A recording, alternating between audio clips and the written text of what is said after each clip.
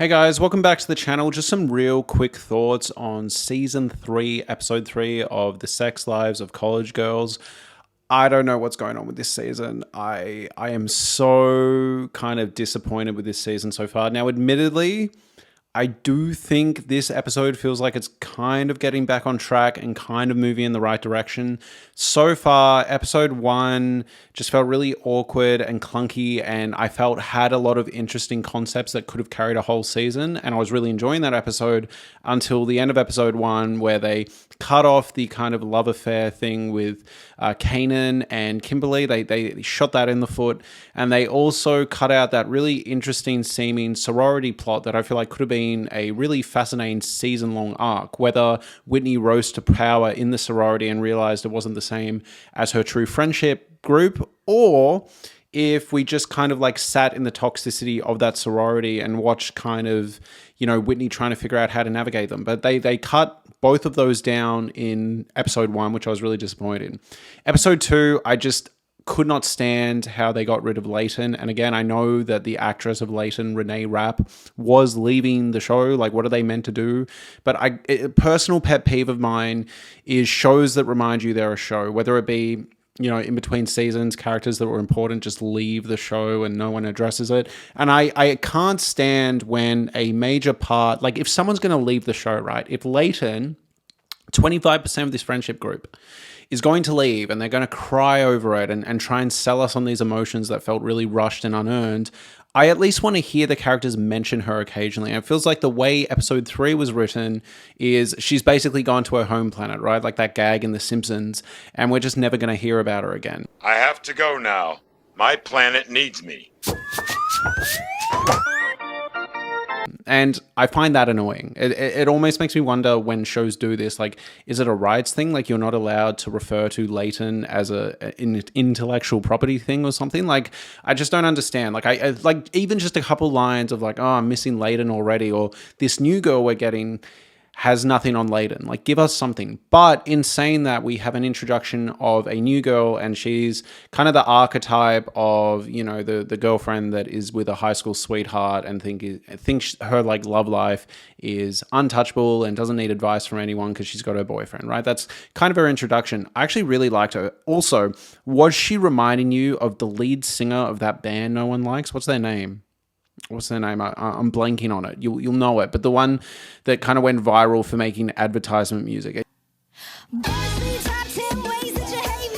Totally similar vibe to a point where I'm wondering if it's the same girl. I'll need to look into that. But regardless, I liked her. I thought that was a good comedic setup. Also, thankfully, we are back to giving Bella something to do. I really liked the arc that Bella went on about nice guys. Yes, it's an easy joke. It's an easy meme. We've all heard the discourse around nice guys are usually the worst. Or we've heard kind of the whole thing of like all nice guys are taken and the appeal of bad boys, yada, yada, yada, right? Like that's what she was exploring this episode. But I thought the dialogue was actually quite funny. And I thought what it explored with Bella's character was fun. You were kind of disappointed when this guy had a boyfriend, but I'm rooting for her. I am rooting for her. Also, I thought the cringe comedy with Kimberly was actually quite good this episode. I feel like Kimberly has consistently been, to me, one of the most consistent characters of the show and one of the best written, and she doesn't disappoint in this episode.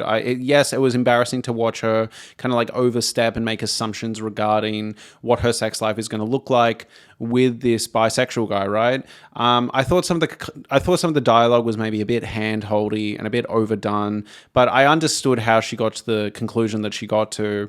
And I don't know, I kind of liked it. And I liked that it wasn't this massive scandal or this like unforgivable thing that she'd done, right? I kind of appreciated that they just had a mature conversation about it and then proceeded to have a healthy sex life. I will say, I feel like this season is a lot tamer.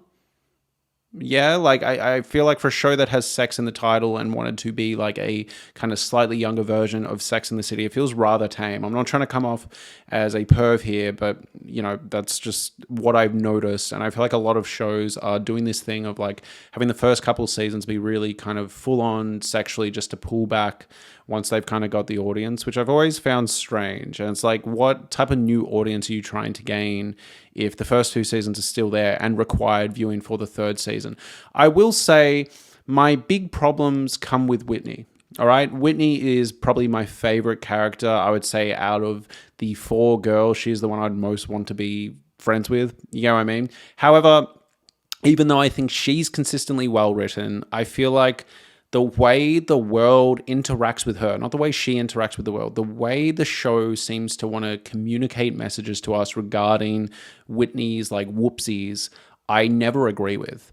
All right, so I mentioned in last episode they really wanted Whitney to have egg on her face in regards to the criticism she was applying to the rich boy, and he came back with a defense of like, well, actually, it's not old money, it's my parents' money, so I'm not throwing around money that isn't mine. I'm like, yes, you fucking are. Like, I didn't like that arc. I thought Whitney, you know, didn't get owned the way the show wanted me to think she did. And this kind of comes again with this whole issue with her and her professor. I'm just going to say it. I think the professor's been annoying and bratty and rude and immature. And you know what? I get that Whitney maybe has some things to navigate regarding her race and her place in the world and her place on college campus. I get that. But I think she's totally allowed to not have to like kind of serve these social issues and progressive inclinations if she doesn't want to. And the professor seems really annoyed about this. And I know the point is that Whitney accidentally kind of insults the professor's profession by saying that, you know, it doesn't exactly lead to a life of money. But I'm sorry, the professor fucking pushed her to say this. Like, I know I'm not on the professor's side, and I don't think Whitney has embarrassed herself. Like, the whole rest of the episode, she's like, oh yeah, I did a whoopsie. And everyone's like, oh yeah, you really did. I'm like, fuck that. Like, I saw that interaction. No, what happened was the professor was like, oh, you should do this thing. And she was like, I don't really want to. I'm already busy with soccer and my other classes. Totally fair enough, right? She has an actual potential soccer career that she needs to work on. She does not have time. The professor then proceeds to go, well, why don't you want to do it? Well, why wouldn't it be a priority? Until she finally buckles and goes, look, I need to look out for myself and my financial interests first, and I don't see a career path in following this. And the professor just gives her grief. And I'm like, bro, she wouldn't have said that if you weren't pushing her on this. Not worth it? Just because, like, STEM leads to jobs. And then after that, it's just like these scenes of the professor just coming at her every chance she gets. And this is after last episode where Whitney was meant to seem kind of embarrassed and clumsy socially.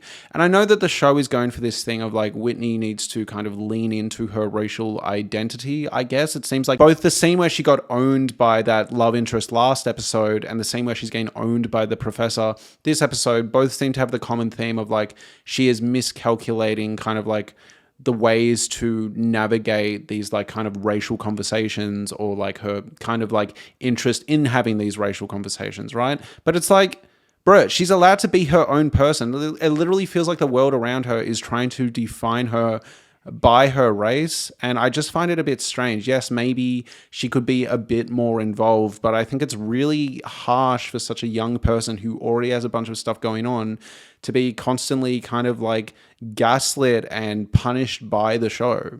You know, I found it really strange that then Kimberly is sitting there being like, yeah, that was a massive fuck up. I can't believe you did that. Like, maybe I'm out of pocket, but I feel like the show has been slightly harsh on Kimberly personally. I think it's a bit weird.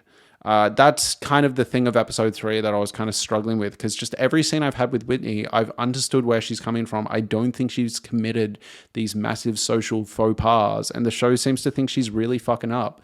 And I'm like, the professor needs to chill, in my opinion. Like, I do not agree. I do not think the professor's cool. I actually think she's kind of fucking mean.